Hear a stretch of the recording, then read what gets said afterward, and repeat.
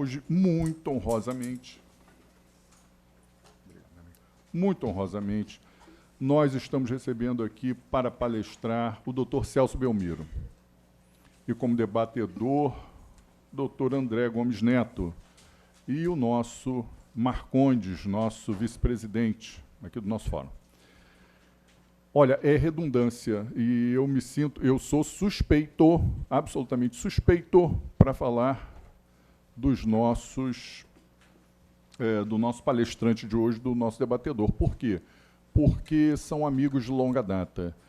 O que nos uniu, além, obviamente, da afinidade, né, inerente à amizade, é esse respeito intelectual. E eu tenho mais do que respeito em relação ao Celso Belmiro e ao André Gomes Neto, assim como o nosso Marcondes, mas agora especificamente a eles que vão tocar aqui a nossa palestra, eu tenho uma veneração, sim, intelectual, eu não posso mentir. Por quê? Porque eles são estudiosos, mais do que estudiosos. Eles são desassombrados. Mais do que desassombrados. Nessa seara do direito notarial registral, eles são... Olha, existe isso desde 1500, enfim, mas eles são desbravadores. Por quê? Porque parece que o direito notarial e registral tem que se afirmar e reafirmar todos os dias.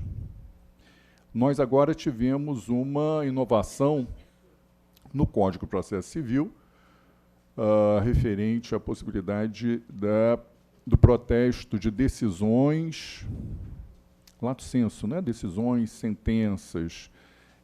Rapidamente, eu não quero roubar o tempo do nosso palestrante, eu vou ter que me ausentar em função de compromissos particulares, mas, rapidamente, é inacreditável isso até para aqueles que são um pouco mais velhos, né? Nós ignorarmos essa possibilidade. Antes do Código de Processo Civil, nós trabalhamos aqui no tribunal, na comissão do tribunal, aqui na Comex, na gestão da desembargadora Leila Mariano, sobre essa possibilidade. Não só de decisões, não só de sentenças, mas também das CDAs, certidões da dívida ativa. E são, em termos de despesa pública, em termos de orçamento público, em relação às CDAs, é uma verdadeira fábula, uma verdadeira fortuna, que se fosse levado a protesto, talvez o Estado não se encontrasse nessa situação que hoje se encontra. Mas, enfim, isso é um assunto um pouco fora aqui do nosso contexto relativamente ao novo Código de Processo Civil. Agora imaginem os senhores advogados, podendo levar a protesto os seus, e não vai nenhum tipo de ironia, suados honorários advocatícios. Tem procedimento, a lei existe, puxa, a lei existe há muito tempo, poxa vida... Vamos colocar na maior das abstrações, é um documento de dívida. Por favor, os meios existem. Os meios existem. Mas, enfim, é esse um contexto que nos preocupa em função de um aspecto, que é o aspecto cultural. No aspecto cultural, nós temos a cultura de buscar o judiciário, nós temos a cultura de buscar a autoridade, nós temos a cultura de buscar um processo de conhecimento que vai redundar não sei quantos anos depois numa sentença que vai ser cumprida. Por favor. Nós estamos na era do WhatsApp, nós estamos na era da internet, da tecnologia avançada, enfim. Amigos, tomei muito tempo dos senhores. É com muita honra, com muito orgulho que eu apresento aqui o nosso debatedor e o nosso palestrante para dissecarem esse tema. E, para mim, é uma honra. assim como nos outros fóruns, eu tenho um grande compromisso. Esse fórum tem um objetivo educacional de divulgação para a comunidade jurídica, para a comunidade em geral. Mas, mais do que isso, até nas normas internas aqui da Emerge, nós servimos assim, muito humildemente como um órgão de assessoria. E o compromisso que nós temos aqui é de, respeitosamente, mandar para o Tribunal de Justiça o teor do que aqui foi debatido. Sempre na esperança de que seja visto, seja lembrado, seja revisto e seja colocado na ordem prioritária de uma política judiciária.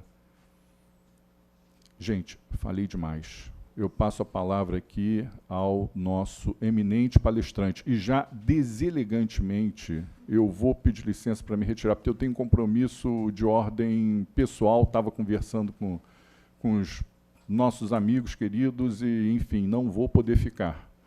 Tá? Mas com a palavra o nosso querido Celso Belmiro.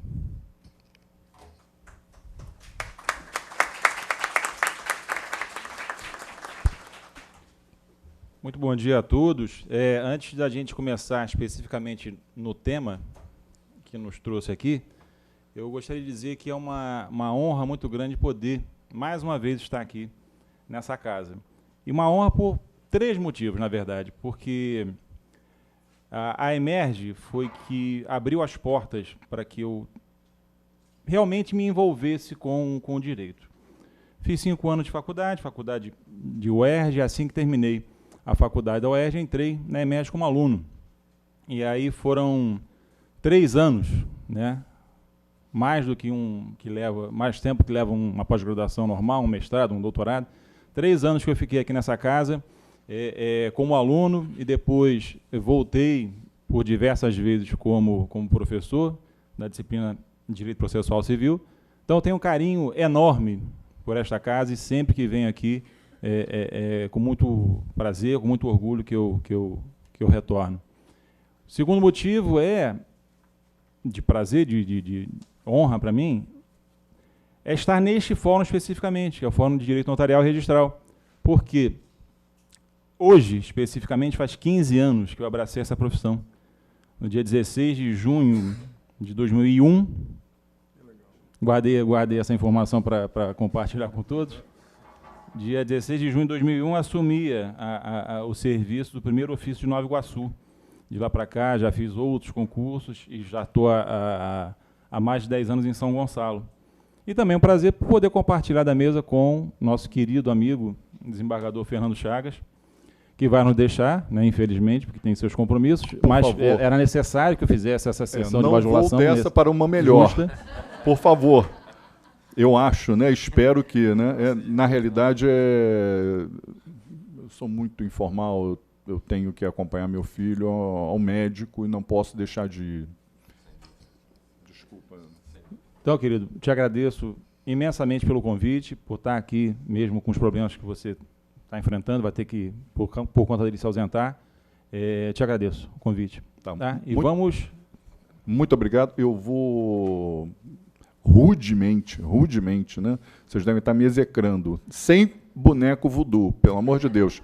Eu vou ter que realmente me retirar pedindo perdão e vênias e prosternado mesmo. Desculpa, eu gostaria muito de ficar mesmo, tá? 1000 desculpas.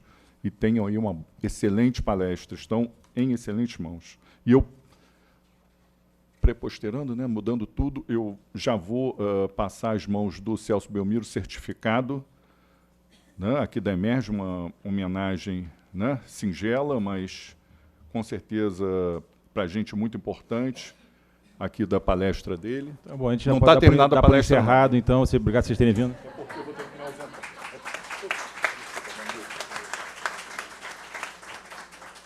E também para o nosso debatedor André Gomes Neto, passando a presidência para o Dr. Marcondes. Meus amigos, muito bom dia, até logo. Com licença. Obrigado.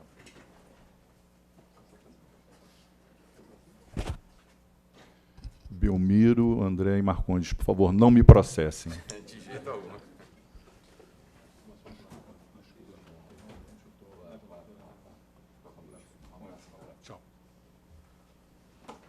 Tudo.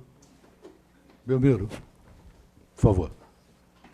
Então vamos trabalhar que já está na hora, né? Bom, fico muito feliz com a presença de vocês aqui. Já posso identificar amigos pessoais, amigos virtuais, colegas, funcionários. Então, por conta disso, de uma, aspas, intimidade que a gente já tem, a gente vai mais trocar uma ideia e bater um papo sobre esse tema que é muito, muito importante, não só para nós, operadores de direito, Poder Judiciário, cartório de protesto. A gente quer sair daqui com uma visão e que essa visão de futuro seja disseminada para toda a comunidade jurídica. Bom, para ser bastante claro, como a gente deve ser sempre com todos vocês, a gente está montando essa estrutura que está ali colocada nessa imagem. Por que disso? Porque a gente tem uma sensação terrível quando chega e vai participar de um evento e não faz a menor ideia de quando ele vai terminar, né? Então, coloquei aquela estrutura ali para que a gente fique mais ou menos como aquele desenhozinho de download, que aí você já vai acompanhando, está perto do final, você não dá aquela angústia de querer ir embora e não saber se já pode ir. A gente dividiu isso, portanto, em 3 aspectos básicos. O primeiro deles, que é a evolução histórica do protesto, como instituto e como as funções que ele desempenhou ao longo da história. A segunda delas é a evolução legislativa da sentença, entre aspas, a gente vai explicar depois por quê, como um título protestável. E o terceiro momento que a gente vai ter junto aqui é o aspecto prático, o passo a passo de como vai se dar o protesto da decisão judicial da forma como ele vem sendo desenvolvido já há algum tempo pelo Tribunal de Justiça. Bom, em relação à evolução histórica do protesto, na verdade, a gente, se fosse falar de protesto, ia precisar de uns 4 encontros desse aqui para tratar da matéria, de como ele surgiu, a gênese, vamos colocar assim, do protesto vinculado, que era a letra de câmbio. Vamos passar por isso de forma bastante sucinta, para que a gente possa adentrar no tema específico, que é protesto de sentença. Tratando disso, a gente inegavelmente tem o protesto na sua origem cambial. O protesto tem o nascedouro dele ligado à letra de câmbio, título que já era conhecido na Síria, século XII a.C., e tem as suas primeiras regulamentações em Veneza, no ano de 1272. E a letra de câmbio, ela decorre de uma necessidade do comércio, da evolução do comércio, da evolução das negociações, porque era necessário que se criasse um título que substituísse a troca de moedas na ocasião. A troca de moedas sem a necessidade da circulação física dos metais. Nesse momento surge esse título, que até hoje a gente conhece, utiliza, que é a letra de câmbio. E o protesto, nesse contexto, serve para quê? O protesto serviu para anunciar, para levar ao conhecimento geral, para testemunhar em público a diligência do portador em apresentar esse documento ao devedor, e o devedor não apôs o seu aceite ou não efetuou o pagamento da dívida. E previsão legal de protesto a gente encontra nas ordenanças francesas em 1673. No Brasil, mais especificamente, o nosso Código Comercial de 1850 trata do protesto nos artigos 405 a 414. Temos a Lei Uniforme de Genebra, que foi assinada em 1930, e o Brasil só veio aderir a ela em 1942, que nada mais é do que uma convenção para a adoção de uma lei uniforme em matéria de letra de câmbio e de nota promissória. Na verdade, a LUG, né, a Lei Uniforme de Genebra, Em matéria de protesto cambial, ela ainda hoje é quem rege essa matéria. E ainda temos, contemplando o protesto, veja, cambial, a Lei 5474, que é a Lei das Duplicatas, e a Lei 7357, que é a Lei do Cheque. Muito rapidamente, como eu já havia anunciado, a questão do protesto cambial. Isso demanda um curso inteiro que eu estou reduzindo aqui, resumindo em 5 minutos. Protesto como efetivo instrumento de cobrança é o segundo dos pontos que a gente destacou ali. Na verdade, protesto tem uma função probatória quanto ao inadimplemento do devedor. Ótimo. Ele desempenha a sua função, uma função, como eu falei, uma função histórica, só que não basta ao credor provar esse inadimplemento. Não basta ao credor anunciar que o devedor não efetuou o pagamento da dívida ou não apôs o seu aceite, no caso de protesto específico por falta de aceite. Na verdade, quando o credor ele vai buscar o protesto, o que ele quer é a solução do conflito de interesses. O que ele quer é que o crédito a que ele faz jus seja efetivamente pago. Então, com o passar do tempo, o protesto assume um outro caráter, muito mais objetivo, muito mais efetivo do que aquele para o qual ele foi inicialmente vislumbrado, desenvolvido e forjado. Nesse sentido, os tabelionatos de protesto, os serviços de protesto, eles podem e devem ser utilizados como uma solução extrajudicial para esses conflitos de interesse. E por que disso?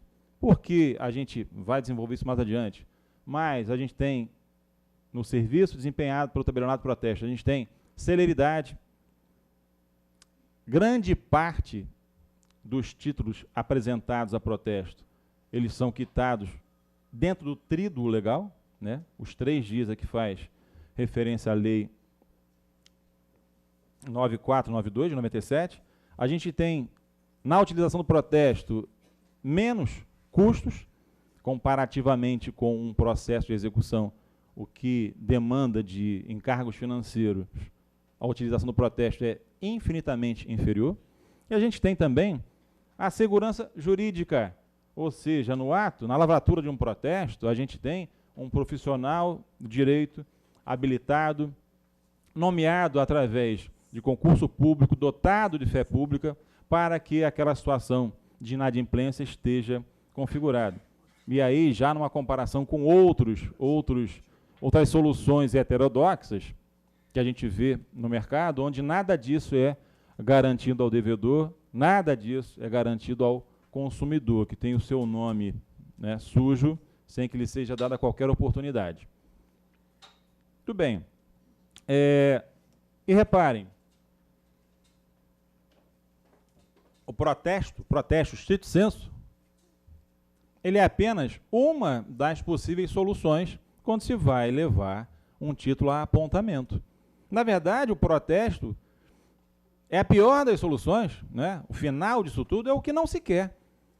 Quando a gente usa os tabelionatos de protesto, como está ali colocado, como efetivo instrumento de cobrança, o credor que se socorre do serviço prestado, ele quer o pagamento.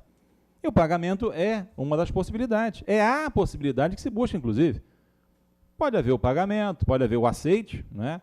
Pode haver a devolução do título por irregularidade, pode haver a desistência por conta do credor, pode haver a sustação judicial dele protesto. Então, várias são as possibilidades, as alternativas que se abrem após a apresentação do título numa serventia, num serviço de protesto.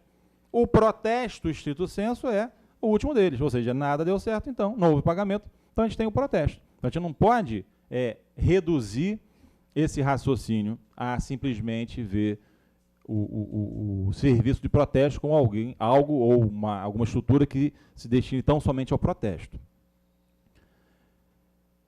E esses altos percentuais de pagamento que a gente observa no serviço de protesto, eles evitam um tsunami de processos judiciais. Já pensaram quanto a gente teria? Um exercício de hipóteses. Eliminamos todos os serviços, as serventias, e a nomenclatura varia como você quiser, de protesto. Tudo que era cobrado através do protesto vai desembocar onde? Vai desembocar no Poder Judiciário. E aí estima-se, isso é um levantamento feito em 97, isso vai fazer quase 20 anos. Está no livro do nosso colega querido de Teresópolis, Eduardo Pacheco.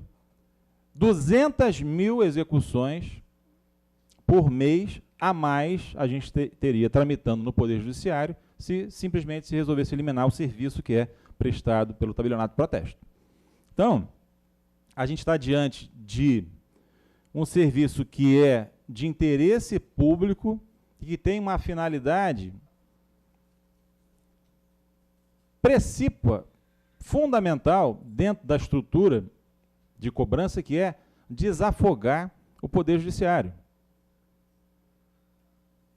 E se é assim, se a gente reconhece esse papel fundamental do protesto como instrumento de cobrança, protesto, exigia uma legislação específica.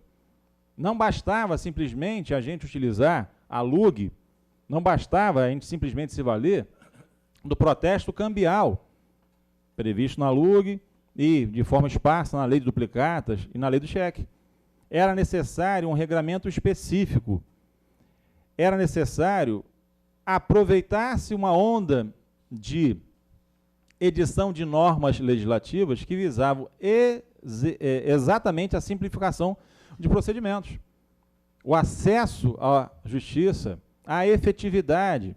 Isso vem com a lei antiga dos juizados de pequenas causas, vem com a lei dos juizados especiais, vem com a lei de arbitragem.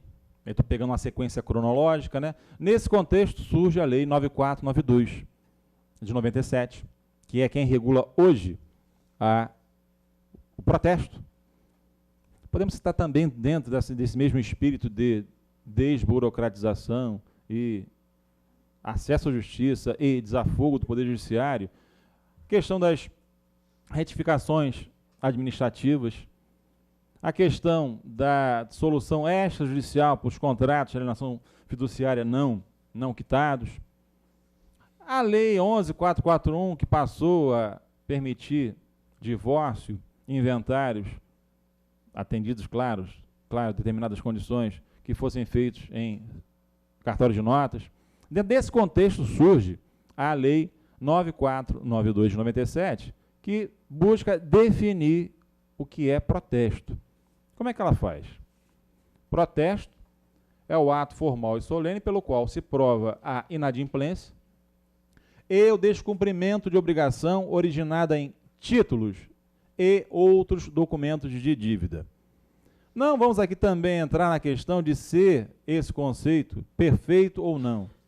Claro, há críticas, há quem diga que a questão da falta de aceite, e o protesto por falta de aceite, não estaria abrangido por esse conceito previsto lá no artigo 1º da Lei 9497. O que vai interessar para a gente aqui não é analisar a função desempenhada pelo protesto, mas essa análise do artigo 1º vai ser feita na parte final dele, quando ele fala em títulos e outros documentos de dívida. É daí que a gente vai puxar o link para a questão do protesto de sentença. Reparem, recapitulando, que a gente tinha até 97, que a gente tinha até antes da Lei 9492, era protesto fundamentalmente cambial. Protesto que se aplicava a títulos cambiais e cambiariformes, com base na LUG de 1930. Com a entrada em vigor da Lei 9492, a gente passa a ampliar significativamente o leque de situações para as quais o protesto vai poder desempenhar seu papel. A lei não fala mais em título cambial, ela fala em título. E além de falar título sem a restrição que advém da palavra cambial, usa também a expressão documento de dívida. O que seria um documento de dívida? A definição é ampla, amplíssima. Qualquer meio de prova que traduza uma obrigação certa e líquida, ela pode ser caracterizada como um documento de dívida e levada a protesto. A gente vai só encerrar essa questão do documento de dívida para poder voltar para a expressão original inicial, que é título.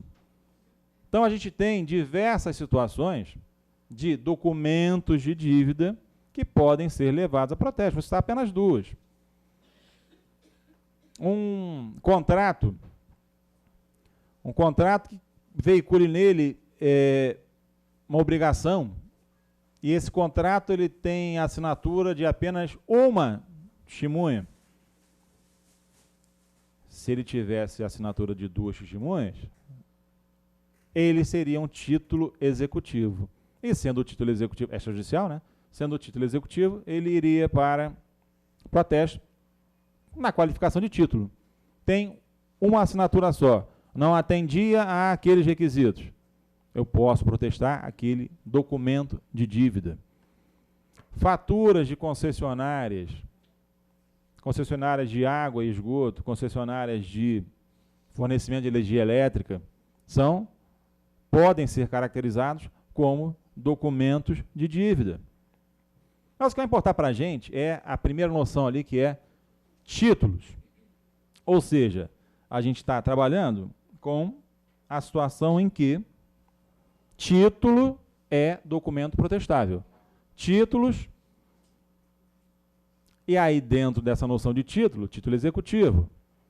Dentro da noção de título executivo judicial e extrajudicial. Então, repare, sob o ponto de vista histórico, desde a Lei 9492, que previu o protesto de título, a gente tem a sentença como um documento protestável. Por quê? Porque o Código de Processo Civil sempre tratou dela. O CPC antigo, o artigo 584, se você tem o CPC antigo aí, nem procure, porque também, mesmo no CPC antigo, não está mais no 584. A redação original do Código é 584, são títulos executivos judiciais, a sentença condenatória proferida no processo civil. Algumas observações sobre esse inciso 1 do artigo 584 do Código Velho. Quando o Código fala de sentença, ele não está, nem nunca esteve, quanto a isso nunca houve qualquer discussão, falando da sentença stricto sensu. Dentro da expressão sentença, claro, está abarcado também as decisões que são proferidas pelos tribunais, ou seja, os acórdãos. Sentença, portanto, sempre recebeu uma interpretação extensiva. Sentença, para incluir acórdão, e mais à frente a gente vai falar de decisão interlocutória, tá bom? Mas, por hora, acórdão sempre teve dentro desse contexto de sentença. Provimento judicial, vamos colocar assim. Sentença condenatória. Repara que, no inciso 2, o Código fala, não está aí, não precisa nem olhar. No inciso 2, apenas confia em mim. No inciso 2, ele vai tratar da qualificação da sentença condenatória penal como título executivo. E ele faz uma exigência para essa sentença penal condenatória. A exigência é transitada em julgado. No inciso 2, o Código, repetindo, fala da sentença penal condenatória e, nesse inciso 2, fala da necessidade de trânsito em julgado. A ausência dessa expressão trânsito em julgado, no inciso 1, e esse está no quadro, significa o quê? Significa que eu posso executar, não falamos ainda de protesto, tá? Estamos falando de processo de execução, ou, enfim, a fase de cumprimento de sentença. Eu posso partir para essa segunda etapa, vamos colocar assim, mesmo que não tenha havido o trânsito em julgado. Eu estou abrindo, portanto, o espaço para que haja execução o quê? provisória. Beleza. Então, eu tenho sentença, e a interpretação que se dá a ela é a extensiva, incluindo também acordo, ou seja, um contexto mais amplo de pronunciamento, de provimento judicial. Eu tenho a noção de condenatória, que não precisa do trânsito julgado, e a outra implicância que a doutrina tem é justamente com essa expressão condenatória. Por que a implicância com a expressão condenatória? Porque a gente tem a classificação tradicional das sentenças, há quem classifique as ações sob esse mesmo critério, há quem classifique as tutelas jurisdicionais, aí cada autor vai usar a sua expressão, em declaratória, constitutiva ou desconstitutiva e condenatória. E há ainda quem inclua a sentença mandamental, sentença executiva lato sensu. Havia aqui, portanto, uma restrição a princípio indevida. Por quê? Se eu falo só de... essa classificação ela leva em conta um critério de predominância. Então, uma sentença que é declaratória, uma sentença que é constitutiva, a gente está falando de predominância. É possível que eu tenha condenação numa sentença declaratória. Onde é que a gente teria isso? Em relação a que item específico de uma sentença declaratória a gente teria necessariamente uma condenação? Você entra com a ação e você pede. O que você vai ter aí? Vai ter que pagar nada? Você vai ter que pagar as custas, né? E os honorários de sucumbência. Então, mesmo uma sentença declaratória, a gente vai ter em relação a algum item específico, nem que seja os honorários advocatícios de sucumbência, a gente vai ter uma eficácia condenatória. Quando o Código fala em sentença condenatória, ele estaria restringindo isso. Estaria restringindo por quê? Porque aquela sentença que a gente falou agora, ela é declaratória. Então não haveria possibilidade de eu ter execução desses honorários. Então, em 95, através da Lei 11.232, essa redação do artigo 584 foi modificada. A gente estava aí já numa leva de reformas do Código de Processo Civil. O Código, na sua redação original, né, ele veio a sofrer diversas modificações, diversas leis esparsas, alterando o que havia de ser alterado dentro do Código de Processo Civil. Alterações pontuais, era o inferno da aula nessa época, porque cada hora tinha uma coisa diferente e hoje, pelo menos, a gente tem, bem ou mal, a gente tem um novo diploma legislativo codificado, que a gente tinha nessa época, 95, 94, 94 até 97, eram essas alterações pontuais. Toda hora tinha uma leizinha mudando o Código de Processo Civil. A Lei 11.232, que é de 95, desculpa, 2005, ela deslocou isso tudo. Essa Lei 11.232, de 2005, é a lei que acabou com o processo de execução. Processo de execução de sentença. Lembra que antigamente tinha o processo de conhecimento, terminava o processo de conhecimento. Tinha ali a sentença transitada julgada. A gente era obrigado a instaurar um novo processo. Quem é mais garoto nem sabe do que eu estou falando.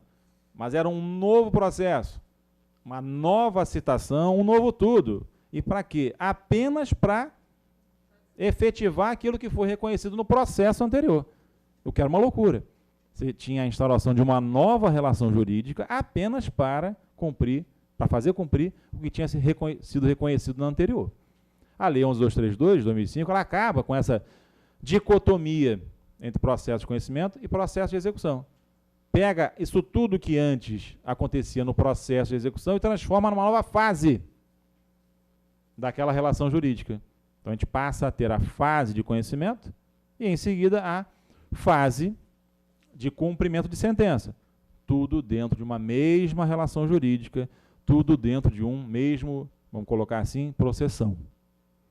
Essa Lei 11.232, que criou essa nova fase, ela mexeu nisso aí. 475N são títulos executivos judiciais. 1. A sentença proferida no processo civil que reconheça a existência de obrigação de fazer, não fazer, entregar coisa ou pagar quantia.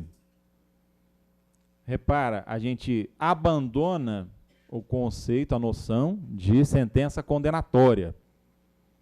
Para que haja a fase de cumprimento da sentença, eu não fico mais restrito a uma sentença condenatória. Eu não quero saber o crachá que a sentença tem. Eu não quero saber a qualificação que ela tem. O que eu quero saber é se essa sentença, dentro dessa sentença, eu tenho o reconhecimento de uma obrigação. Claro que também essa redação foi objeto de críticas. Uma delas é a questão da redundância. Por que redundância? Se a gente tem obrigações de fazer, não fazer, entregar coisa ou pagar quantia, e se essas são as obrigações, eu não precisava elencá-las, enumerá-las. Bastaria dizer que reconheça a existência de obrigação. Mas se é trabalho para doutrinador, que fica buscando aqui e ali a crítica, algumas vezes procedente, outras não. Para efeito do que a gente quer analisar aqui, houve esse abandono da noção de condenatória, que na verdade acabou se repetindo no novo CPC. Aqui, o artigo 515 do novo CPC meio que repete a redação anterior. São títulos executivos judiciais, cujo cumprimento dar-se-á de acordo com os artigos previstos nesse título. 1. As decisões proferidas no processo civil que reconheçam a exigibilidade e obrigação de pagar quantia, de fazer, de não fazer ou de entregar coisa. O que há de mais significativo aí na comparação do 475N com o 515. Processo civil, reconheça, trocou existência por exigibilidade e sentença por decisões.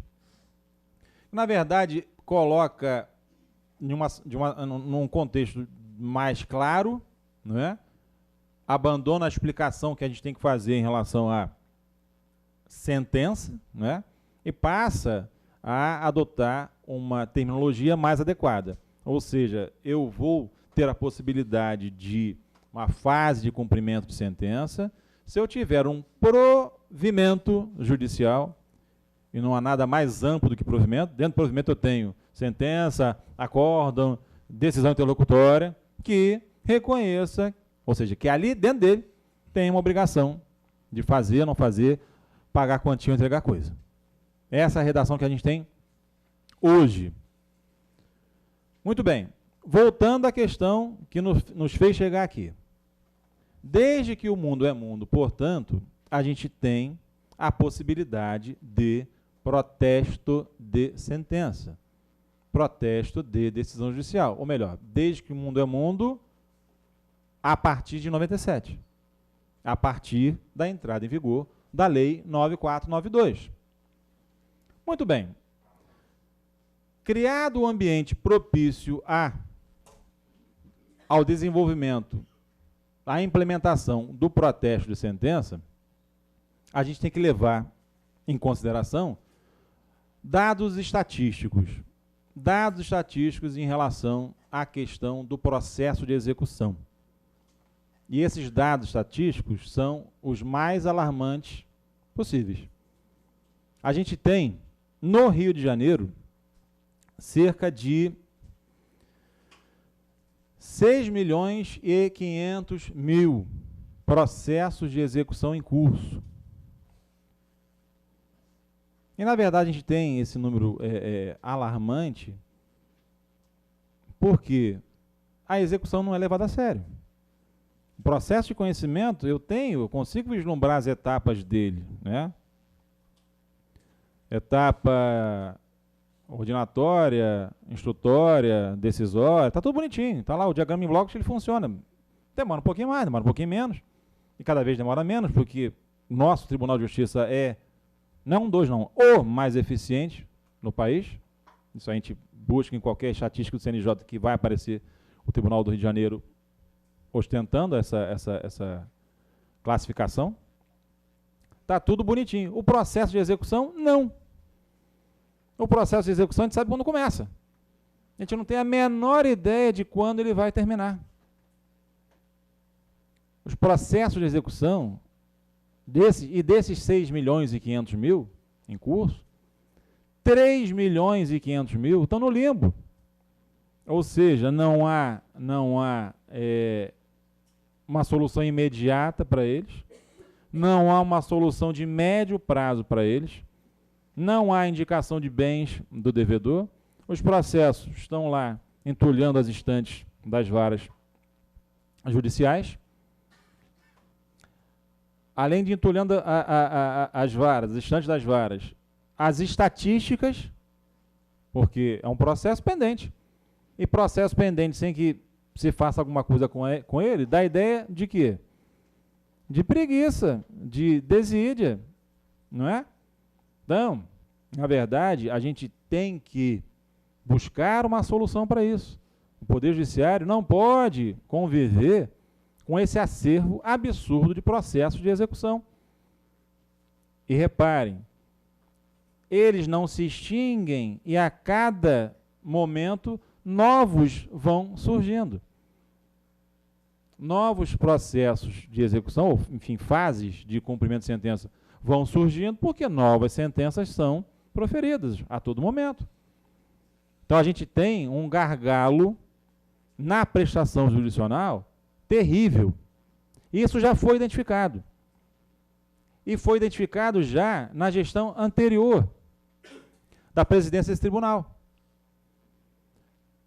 Verificou-se que não estamos ainda trabalhando com um novo código, ok? Então vamos situar historicamente, temporalmente, o que eu estou dizendo. Não tem novo código nenhum na história. A gente tem a Lei 9492 falando do protesto de título, e a gente tem o Código de Processo Civil falando que sentença é título. E a necessidade de se fazer alguma coisa. E foi feito. Foi feito como? Ato executivo conjunto, Presidência, Corregedoria, número 7 de 2014. Eu tomei a liberdade de reproduzir partes desse ato executivo e dentro dessas partes os considerandos, porque esses considerandos são muito importantes. Eles trazem para a gente a real situação do protesto de sentença, de como ele é visto no país inteiro. São 4. Primeiro deles, considerando que a Lei 9492 admite expressamente o protesto de títulos e outros documentos de dívida, cujo conceito amplo abrange os títulos executivos extrajudiciais e judiciais. Olha a nossa sentença aí. Estão conseguindo enxergar ali o que está no quadro? Segundo deles, considerando a jurisprudência do STJ, no sentido de que a sentença condenatória transitada em julgado é título representativo da dívida, como qualquer outro título de crédito, e está sujeito a protesto. Então a gente já traz nesse segundo, considerando a posição do STJ em relação à matéria. Terceiro, considerando o precedente do CNJ, reconhecendo que a sentença condenatória transitada em julgado pode ser levada a protesto, e aí está o pedido de providências, onde isso foi decidido, ou seja, o CNJ também corrobora a possibilidade e a necessidade até do protesto de sentença. E o último dos considerandos, considerando que o protesto do título executivo judicial, em caso de inadimplemento do devedor, pode contribuir para o cumprimento da obrigação, pondo termo ao processo de execução e, no aspecto geral, ajudando a diminuir o acervo de feitos judiciais e a taxa de congestionamento da máquina judiciária. Ou seja, o tribunal reconhece que a coisa não vai bem. O tribunal reconhece que, se não tomar alguma atitude agora, tribunal, a prestação jurisdicional vai falir, vai à bancarrota. Artigo 2º. Para não ficar enfadonho, não botei todos os artigos desse ato executivo. Só selecionei o que é, para efeito do que a gente está analisando aqui, o mais importante. Artigo 2º. Se o devedor citado intimado para promover o cumprimento da obrigação não efetuar o pagamento da dívida ou promover a garantia da execução no prazo legal, a serventia judicial, a requerimento do credor, expedirá certidão de crédito. Então, mesmo antes do Código de Processo Civil novo, a gente já tem o ato executivo 7 de 2014 falando da expedição de certidão de crédito. Certidão de crédito extraída de um processo judicial onde existe essa sentença condenatória. Certidão de crédito para quê? Para ser levada a protesto. Parágrafo 1º. A certidão de crédito será emitida pelo sistema do TJ e somente poderá ser expedida contendo todos os seguintes itens: nome do credor, nome do devedor. 3. Valor do crédito exequendo, acrescido da multa de 10%, a que se refere o artigo 475J do CPC.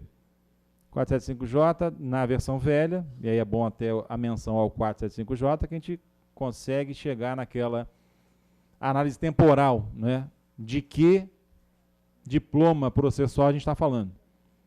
É aquela que se o cara for intimado, não pagar a dívida, vai haver a multa de 10%, que está repetida com algumas diferenças no Código Novo, a gente vai ver. For o valor do crédito a ser informado pelo credor, beleza. Menção de que a decisão transitou em julgado, menção de que a certidão é titular para protesto, Protesto deverá ser requerido no tabelionato da comarca em que o processo teve curso perante o juiz de origem. Isso aí a gente está diante de uma competência de natureza funcional, ou seja, o tabelionato de protesto é aquele onde o processo correu, independentemente de onde esteja o domicílio do devedor. 7. Informação de que, com a expedição da certidão, nos termos do presente ato, o processo de execução será objeto de baixa e arquivamento após 60 dias. Porque a gente quer trabalhar com os processos que ficam na estante e que não tem solução para eles. Ou seja, após a expedição da certidão e a solução dada pelo tabelionato de protesto, a gente vai ter o arquivamento desse processo judicial. Ah, o credor perdeu seu crédito? Não. Não, claro que não. O credor continua tendo direito ao recebimento. Ele, credor, apresenta uma manifestação de que quer continuar naquele processo de execução.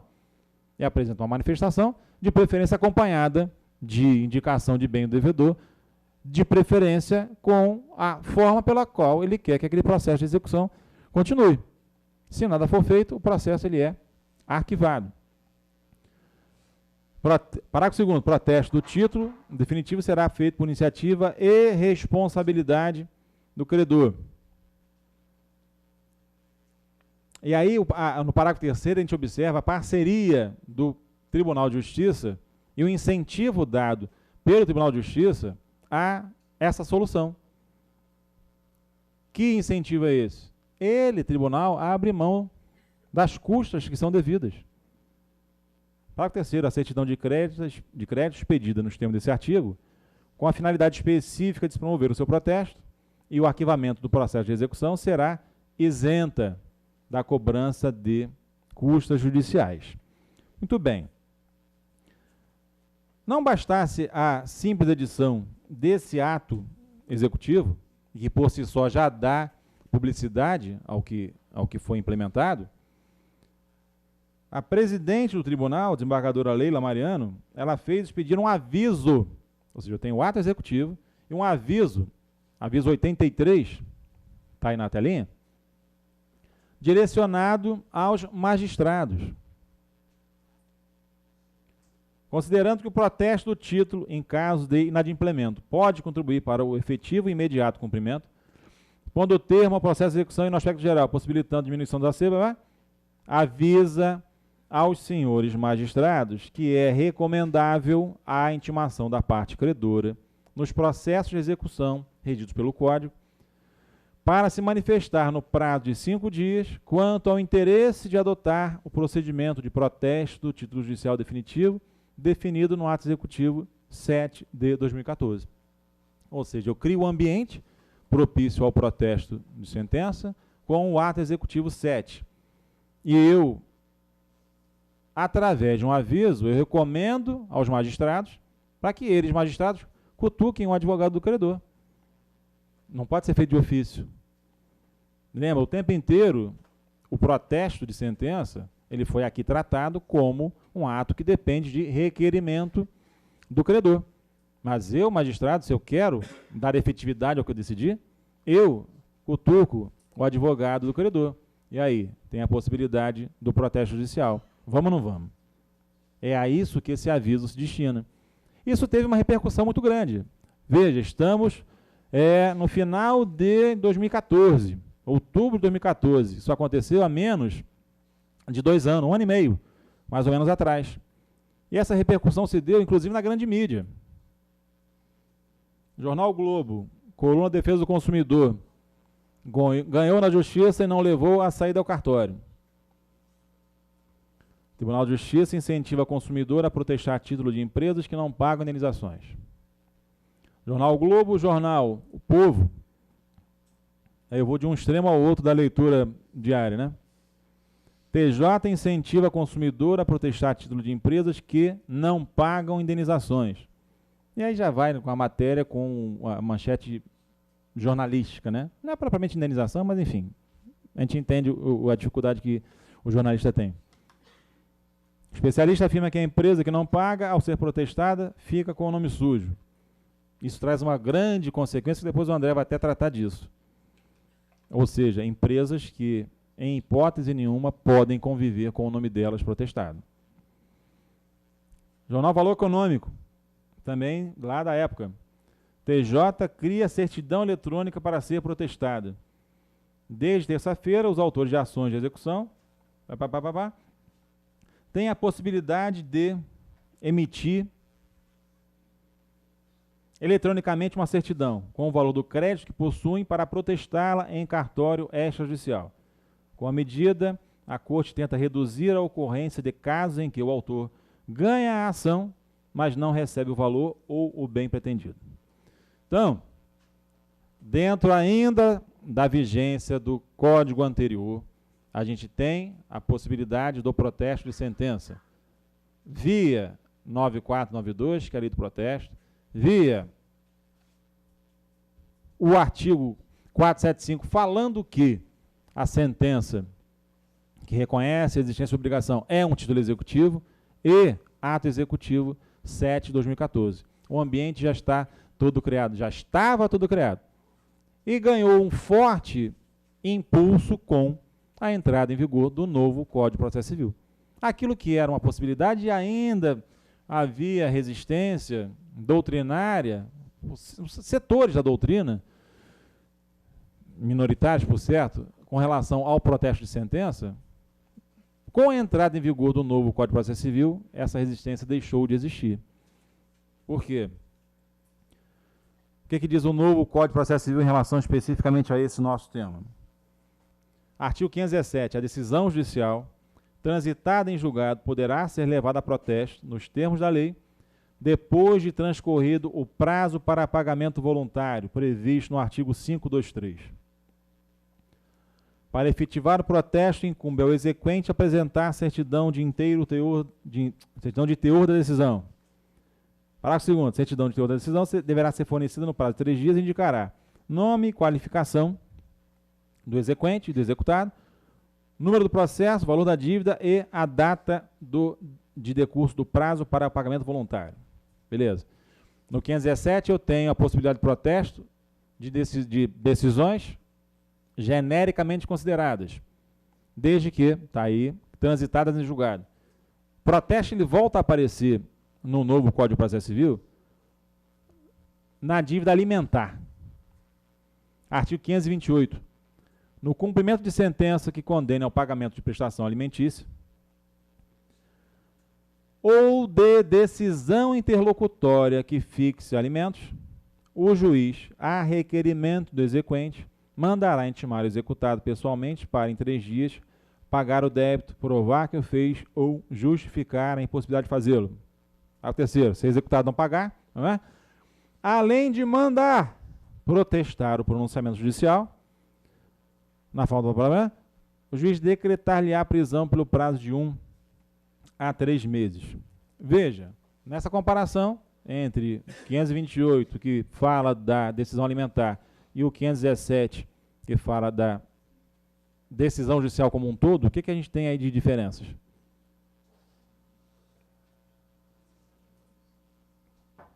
O protesto no 517, ele depende de quê? Tá de novo aí. Trânsito em julgado. Trânsito em julgado. Eu tenho a possibilidade de protestar uma decisão, sentença, acórdão, naturalmente, desde que tenha transitado em julgado. Eu não tenho a possibilidade de protestar uma decisão interlocutória que... A decisão interlocutória ela pode justificar uma execução provisória, mas não protesto. Para o protesto eu dependo do trânsito em julgado. Essa é a primeira diferença. No 528, que trata da dívida alimentar, não. Eu posso ter o protesto da decisão interlocutória do juiz que fixa esses alimentos provisórios. Beleza? E a segunda das diferenças que a gente pode apontar aí.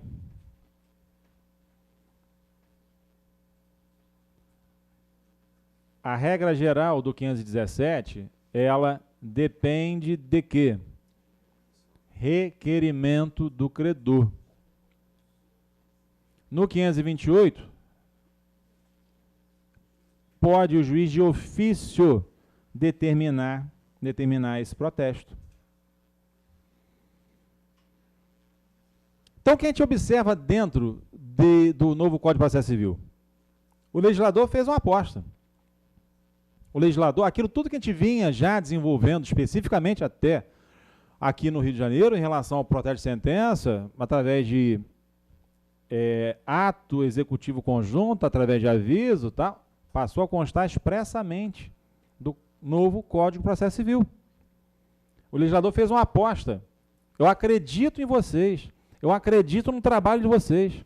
O trabalho de vocês vai me ajudar. Vai ajudar o judiciário a cuidar do que realmente importa. E a gente busca na doutrina... Olha que bonito que está no... Que não falta hoje em dia livro de processo civil, né? Código comparado, aqueles quadrinhos, Olha que eu pensei de um cara que eu reconheço bastante a competência dele, que é lá da PUC de São Paulo, que é o Cássio Scarpinella Bueno. O legislador certamente se impressionou com os números disponíveis sobre a eficiência do protesto como instrumento de cobrança de dívidas em geral. Há pesquisas a indicar que mais de 65% dos créditos apresentados a protesto são recuperados dentro do prazo legal de 3 dias úteis. E cita a fonte. O Jornal Tribunal do Direito, edição de fevereiro de 2015. Ou seja, o legislador está apostando no trabalho desenvolvido pelos tabelionatos de protesto. Isso não é mentira, não. O índice de recuperação é enorme. Quanto melhor o título, quanto mais recente até for o título executivo, e o que se espera é que a sentença, assim que haja intimação do devedor para pagamento e diante do não pagamento ela seja enviada, ou seja, está fresquinha, né? Quanto mais fresquinho for o título, maior é a possibilidade de recuperação. E dentro desses 3 dias, a gente trabalha com esses índices, sim, de 50% a 60%, e às vezes até mais, de recuperação. Qual é a sequência? A gente entra já naquela terceira etapa. Lembra do gráficozinho do download? Então, aqui na terceira etapa. E a terceira etapa, o que é que a gente combinou?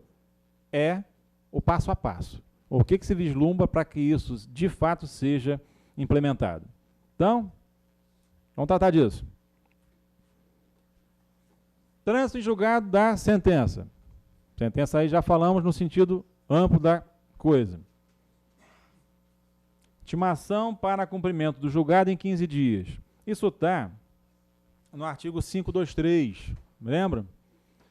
523 que, diante do não pagamento, dentro desse prazo de 15 dias, ele prevê a incidência não só de multa, como previa o 475J na redação anterior, mas também de honorários. honorários dessa nova fase, dessa nova etapa. Então, isso tudo já passa a incidir agora. Deixa eu pegar a redação do 523.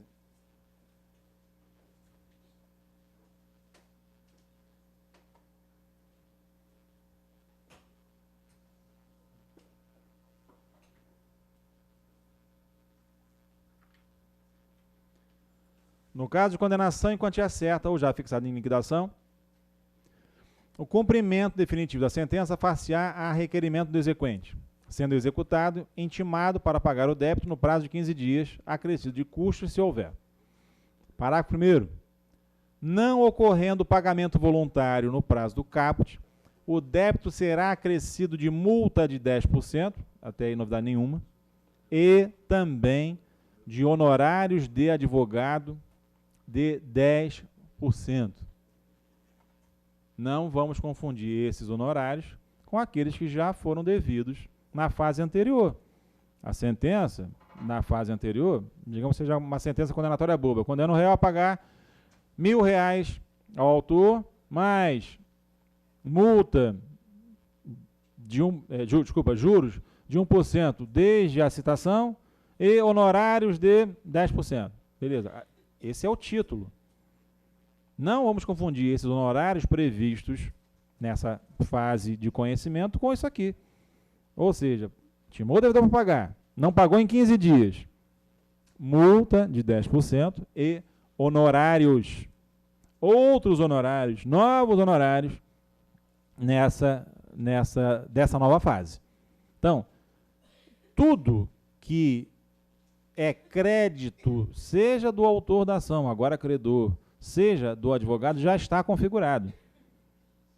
Então, o advogado não perde absolutamente nada por, ao invés de continuar no desgastante processo de execução, nomeação de bem a penhora, avaliação, adjudicação, arrematação, ele não perde nada se, ao invés de optar por essa via crucis, ele pegar esta sentença e levar a protesto. Está tudo dele ali. Passou isso, configurado esse crédito, e aí?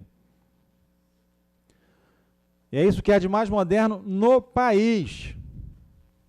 Ninguém tem isso. O Rio de Janeiro vai ter. O advogado vai acessar o sistema do TJ através de login e senha ou certificação digital. Vai preencher os dados necessários à emissão da certidão. Ou seja, o advogado ele não precisa sair do seu escritório, não precisa gastar papel para absolutamente nada. Dentro do sistema do TJ, ele vai ter um link. Acessando esse link, ele já estará identificado, né? Vai abrir uma página para ele, para que ele, a gente já vai ver já essa página, tem a imagem dela aí. Ele preencha os campos necessários, dê ok, isso vai à conclusão, o juiz falou, tá ok, vai para o protesto. Então, voltando para os nossos quadrinhos. O advogado acessa o sistema, preenche os dados, a emissão da certidão. Conclusão ao juiz. O juiz disse, está tudo certo. O valor é esse mesmo, é o valor que está na decisão. O devedor é esse mesmo. Beleza, pode ir. Eu vou até confessar para vocês, no projeto original disso, não tinha essa conclusão do juiz, não. Eu sempre fui um defensor, e aí voto vencido, de que é responsabilidade do advogado, ele preenche aquilo, vai direto para o cartório de protesto. Mas, prudentemente, o tribunal não concordou com isso.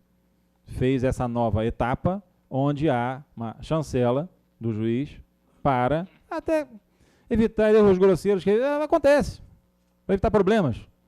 Passa pela serventia judicial para verificação do cumprimento do que está, a correspondência daquilo que está colocado na certidão com o que está na sentença. Beleza, está tudo certo. Se não tiver tudo certo, manda emendar e manda retificar, mas está tudo certo? Beleza. A certidão é emitida e enviada eletronicamente para a CRA. O que é CRA? Central de Remessa de Arquivos, do Instituto de Protesto. E ela, CRA, Instituto de Protesto, vai fazer a remessa dessa certidão para o cartório competente, ou seja, aquele onde o processo correu. Essa bolinha amarela está fazendo aí? O que é esse pontinho amarelo perdido? O que é o pontinho amarelo numa planilha branca? É azul, né? A partir desse pontinho amarelo, a gente tem o trabalho do tabelionato de protesto. Chegou lá a certidão, enviada pelo CRA, que recebeu do TJ.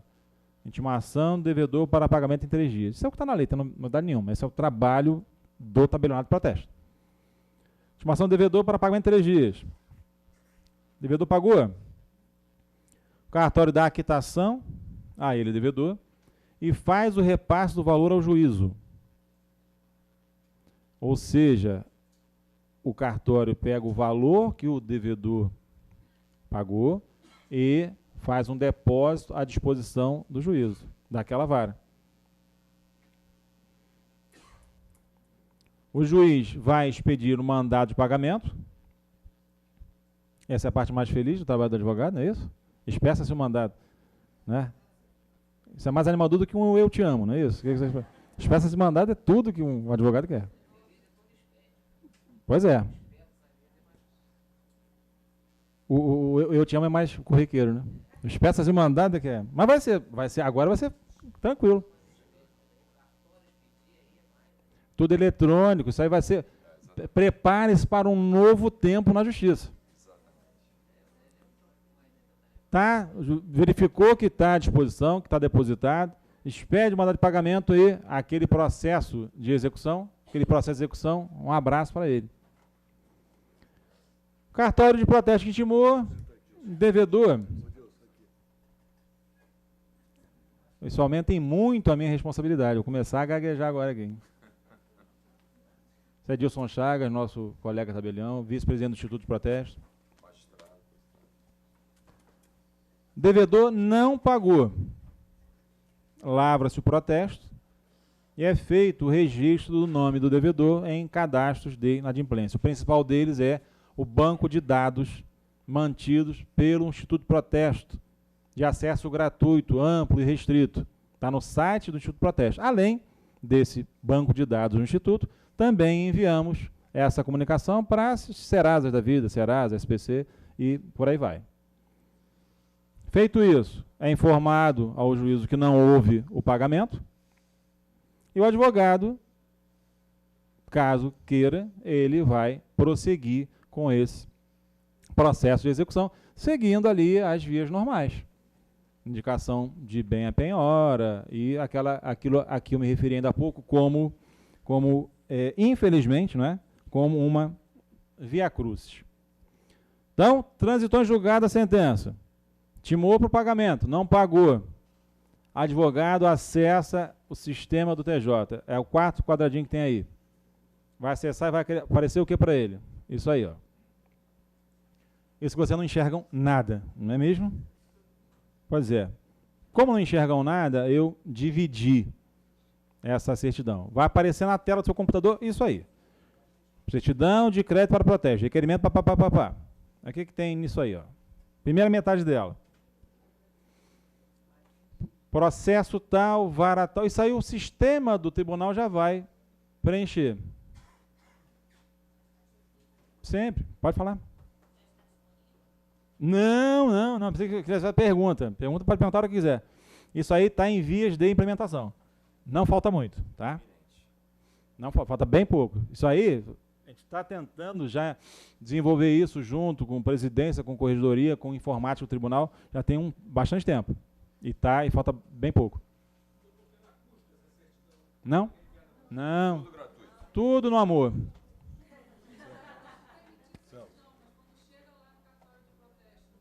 Também não. Quem vai pagar é o devedor. Quem paga é o devedor. Se ele não pagar, quem se ferra? É o cartório. É justo. Não tem problema nenhum nisso, não. É como deve acontecer. Mas fique tranquilo, não vai ter custo para emitir essa certidão. E quando chegar lá, doutor, olha só, tem preparo aqui. Tem não, tá?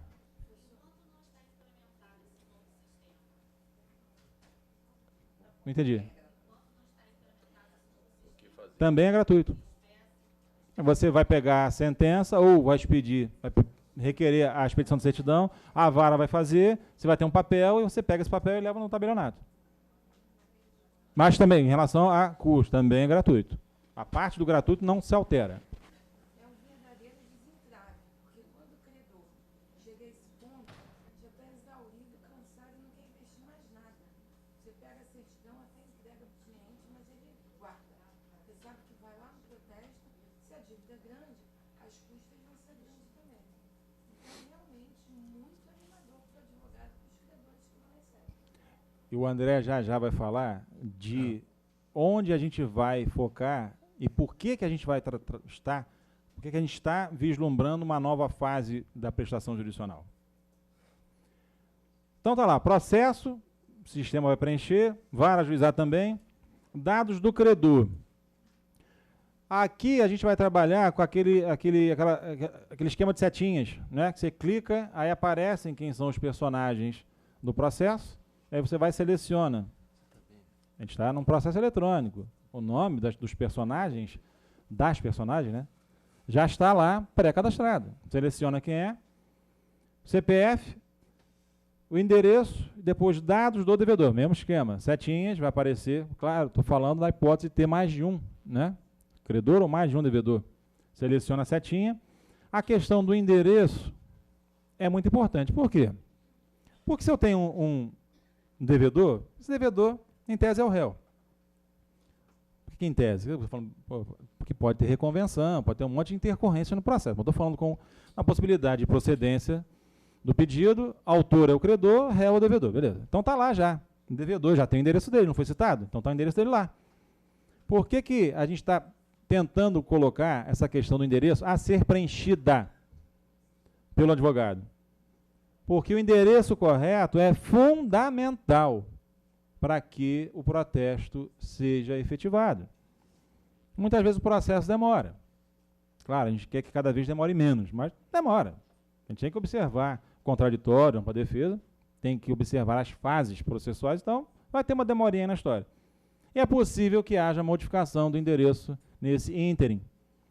Então, neste momento em que o cartório, quero chegar no endereço do devedor e intimá-lo, eu preciso ter esse dado o mais atualizado possível. Então, naturalmente, um novo preenchimento aí se faz necessário.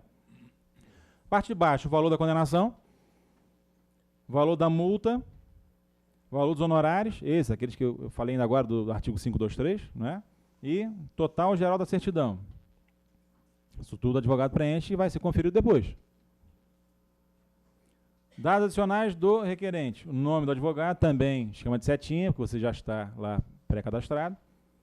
Então, na verdade, acho que nesse ponto, como você já está acessando via login sem, isso aí já está automático. Não tem setinha nenhuma não, é você que está ali.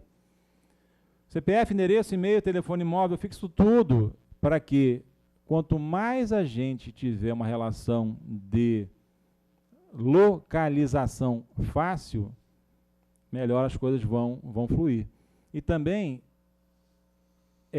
distribuído, onde há distribuição, ou remetido para o tabelionato, o advogado vai receber uma notificação nesse e-mail. Olha, sua sentença do processo tal foi remetida para o 5º ofício de São João de Meriti. Esse e-mail é importante para quê? Para que haja uma alimentação constante, para que o advogado não fique perdido sem saber o que está acontecendo. E aí embaixo tem 4 observações que vocês continuam não vendo. Mas, como são importantes, eu botei do lado. Primeira delas.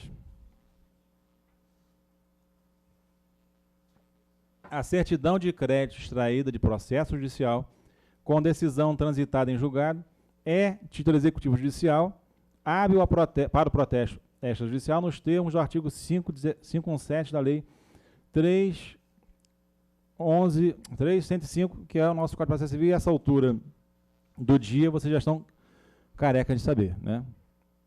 O desembargador estaria um pouquinho mais careca de saber disso. Está gravando não, né? O protesto será requerido no tabelionato da comarca em que o processo teve curso perante o juízo de origem, ou seja, aquela competência funcional de que a gente tratou lá atrás.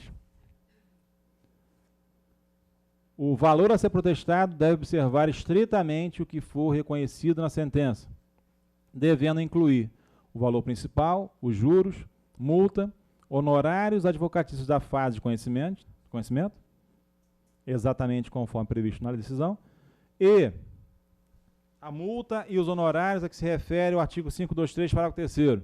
Quaisquer outros itens devem ser excluídos do cálculo. Se o advogado, excepcionalmente, claro que isso é raro, quiser dar uma de João sem braço e botar um valor maior ali, não vai adiantar nada, porque isso vai passar pela revisão da vara, da vara judicial, e a certidão vai cair em exigência. Ela não vai ser remetida para a gente. 3. A presente certidão é emitida com base nos elementos apresentados pelo advogado requerente, sendo de sua inteira responsabilidade qualquer divergência com relação aos dados fornecidos. E 4. Sem que tenha havido pagamento ou qualquer movimentação processual, com a expedição da presente certidão, nos termos do ato executivo, o processo de execução será objeto de baixa e arquivamento após 60 dias. Ou seja, para o advogado também já ter ciência prévia de que, não havendo a solução no tabelionato de protesto, ele tem que, perante a vara em que está correndo essa fase de cumprimento, ele tem que insistir para que o processo vá adiante. Senhores, era isso que eu queria falar. Vou aqui, já estamos tarde demais, o André quer falar, e quando o André fala, amigo, a gente vai almoçar 13h. Prometo Para não. que não. O cartório ele paga diretamente ao credor ou também vai a juízo? O valor diretamente pago pelo credor? Perfeito. Ainda não tem essa sistemática de depositar a favor do juízo, então o pagamento é feito ao credor. Tá? Pessoal, vamos aguardar agora aqui o debatedor e depois vamos abrir um tempo para que vocês façam perguntas. Por favor, doutor. Obrigado, Marcondes.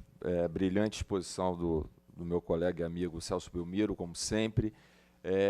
Já aproveitando o gancho que o colega se referiu agora, provavelmente, até por uma sugestão, que foi uma boa sugestão que partiu da corregedoria, qualquer valor que for recebido no tabelionato de protesto, por uma questão de segurança, será transferido e colocado na conta do juízo. Porque a alta, como o Celso colocou muito bem, nós estamos diante dos nossos olhos numa mudança de paradigma. Nós estamos vendo a história acontecer diante dos nossos olhos. A justiça sofria de um mal que era a sua morosidade. A gente vai lembrar das aulas do mestre de todos nós, Barbosa Moreira, e ele sempre apregoava o binômio, celeridade e efetividade do processo. É isso que se procura no processo. Só que o processo no Brasil, ele não era efetivo.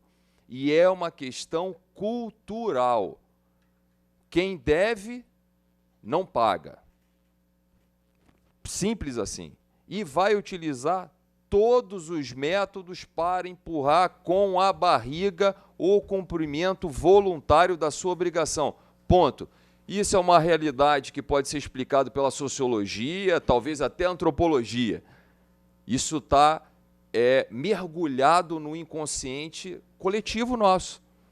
É uma forma de pensar a sociedade e os resultados estão aí diante dos nossos olhos. É uma lei física.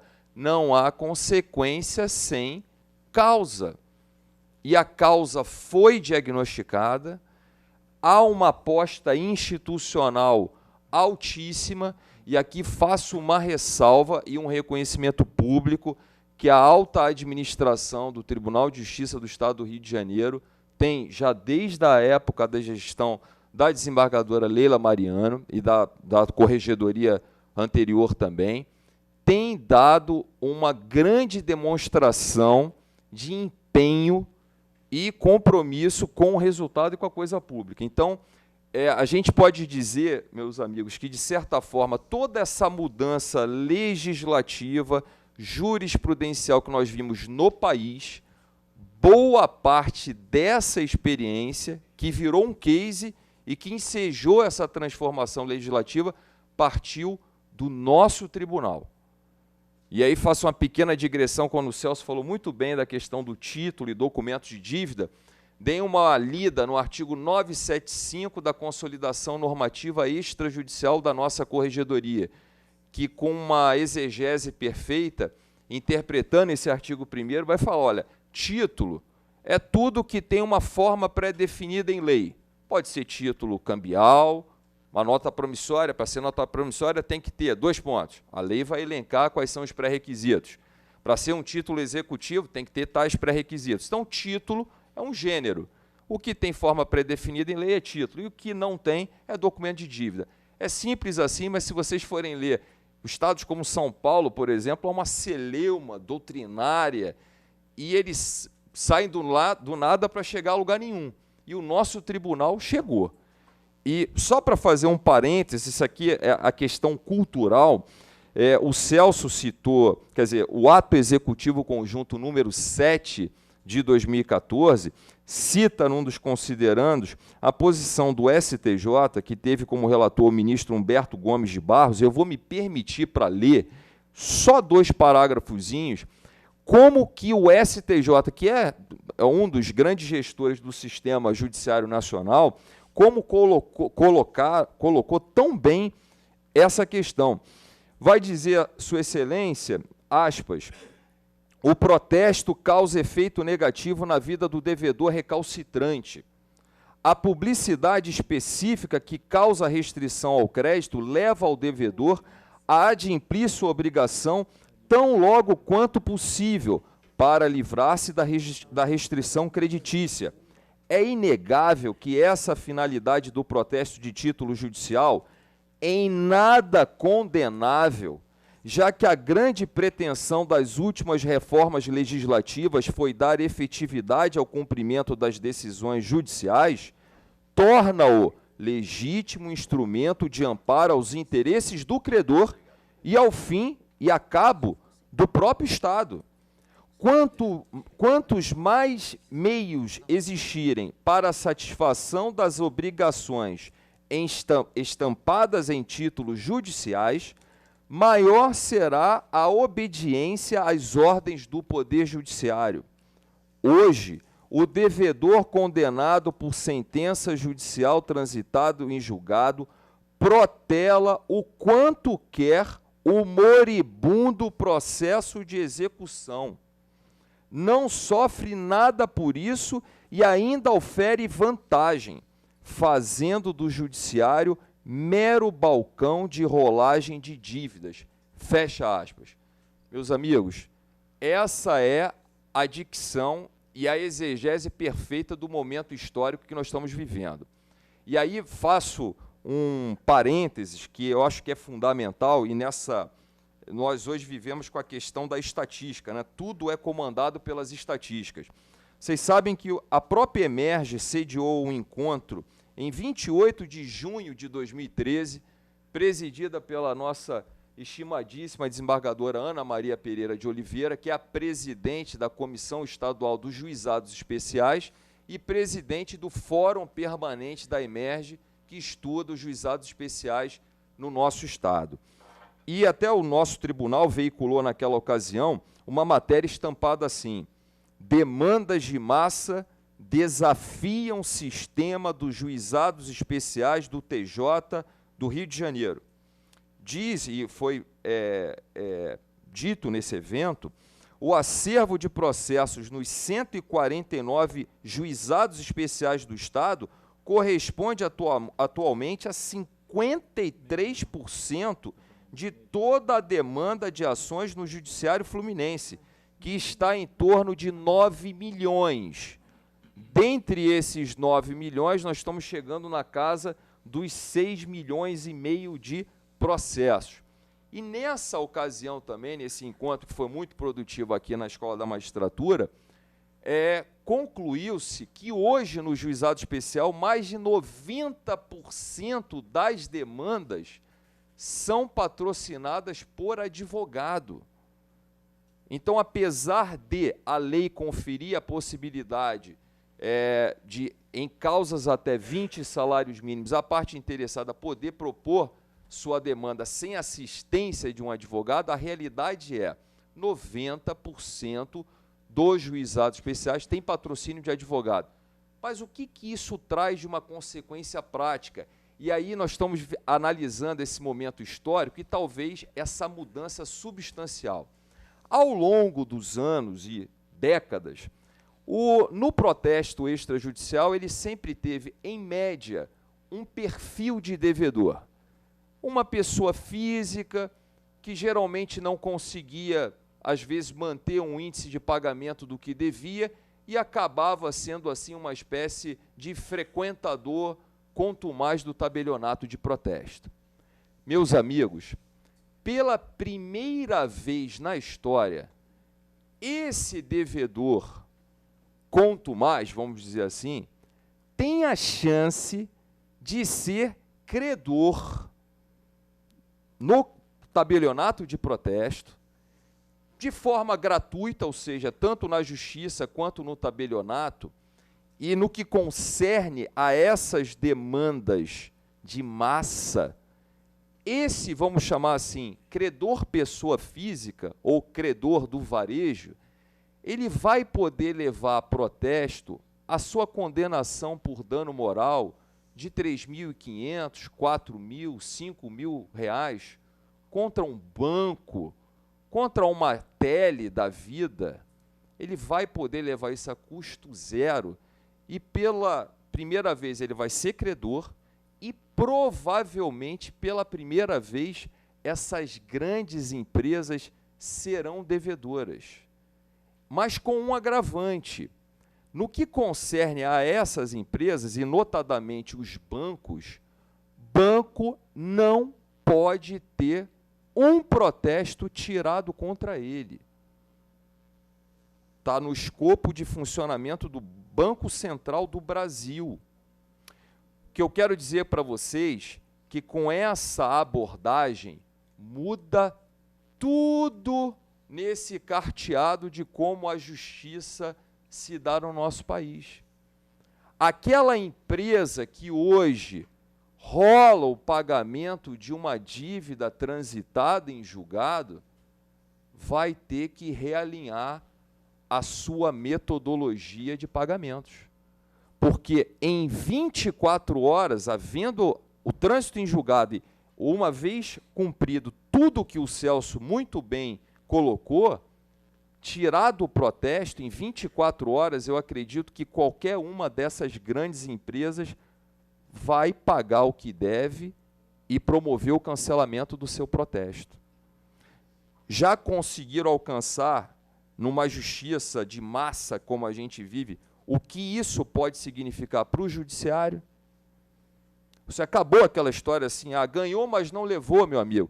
Não, querido. Se você deve, você tem que pagar, ponto. É simples assim. É assim que funciona no mundo civilizado.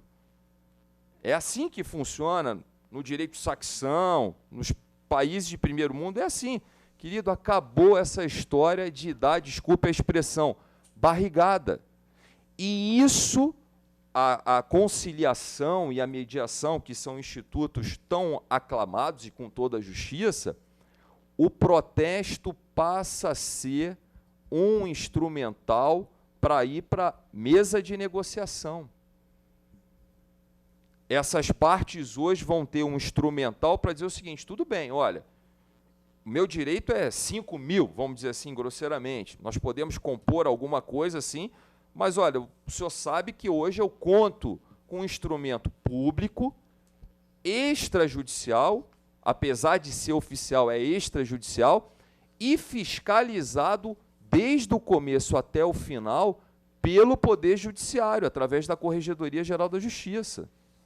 E o nosso tribunal, a nossa corregedoria, também já se manifestou de forma institucional, é claro, contra a chamada negativação direta, que acabou virando algo corriqueiro na praxe econômica. O sujeito vai simplesmente apertar um enter e negativa o nome de alguém. Aqui você tem um procedimento fiscalizado pelo judiciário, cujo corolário, cujo ponto final é a veiculação dessa informação para as chamadas entidades vinculadas à proteção ao crédito. Não o contrário. Não o start começando por aqui. Então, meus amigos, isso é um escopo muito grande. Nós estamos falando não somente das demandas da competência da Justiça Estadual, como também, e eu acho que se aplica, Celso, em grande medida, a Justiça do Trabalho. O Celso apontou muito bem, de forma esquemática, que, para o protesto, nós temos o princípio de instância, tem que ter uma provocação. No caso dos alimentos, ele pode ser provocado ex officio pelo juiz, como assim também pode acontecer na Justiça do Trabalho. O juiz do trabalho ele pode também determinar o protesto daquela decisão judicial transitada em julgado, como acontece com a execução. Então, nós temos aquela máxima, né? Como fazer mais com menos. O máximo de resultado com menos de impacto, de forma módica, e aqui a gente não está falando, quer dizer, nem módica, é zero. E mesmo para o devedor, é muito mais vantajoso ter que pagar na esfera extrajudicial, e aqui faço um parênteses, Celso, isso foi analisado nesse PCA que você mencionou no Conselho Nacional de Justiça. A relatora lá, na ocasião, era a conselheira Morgana Richa, e ela falou assim, fizeram um estudo, e por isso o CNJ recomendou que os tribunais de justiça dos estados incentivassem o protesto das decisões judiciais. Para dizer o seguinte, olha, a sucumbência extrajudicial é infinitamente menor do que a judicial. Então, vejam, até para o devedor, quer pessoa jurídica, quer seja pessoa física, é melhor pagar a sua dívida, obviamente, com toda corporificada, com algo com presunção de definitividade própria do trânsito em julgado, é muito mais vantajoso. Mas, senhores, o protagonismo disso, nós estamos vivendo como descobrimos uma vacina contra um grande mal que era a morosidade da justiça. Mas não adianta a vacina ter sido descoberta e ficar lá guardada num fundo de um armário. Ela tem que ser usada. E quem são os protagonistas? São os advogados, são os próprios juízes, aí o próprio Celso tocou muito bem, eu participei diretamente de todas essas fases, desde a gestão anterior, e lembro-me bem da desembargadora Leila Mariana, ela falava muito isso, olha, o advogado é o centro disso, porque é ele que vai levar a boa nova para o cliente dele. É o advogado que vai chegar, sabe aquela demanda que nós esperaríamos anos para receber? Pois muito bem, na semana que vem, o senhor tem 50% de chance de receber. Isso é a melhor notícia que advogados e partes ouviram falar desde sempre. Mas o juiz também é uma peça fundamental, porque ele, de alguma forma, pode admoestar, pode lembrar as partes que possuem esse direito. Então, vejam que é uma combinação de fatores para que isso não seja somente mais um artigo de uma lei, ou seja algo que impregne na cultura da nossa sociedade, né, que paga um preço muito alto por esse sistema como um mamute lento, pesado e que prejudica a todos nós.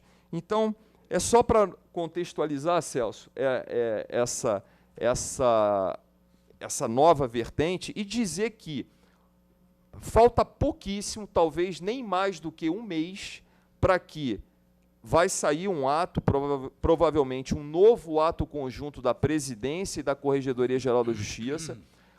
Nosso Departamento de Informática do Tribunal está fazendo um belíssimo trabalho. A nossa Corregedoria, comandada lá pela prezada doutora Ana Lúcia Vieira do Carmo, tem feito um trabalho espetacular. Tudo está ficando muito objetivo, muito fácil, muito intuitivo para o advogado. Então, como diz o ditado, né? Como é que você aprende a caminhar? Caminhando.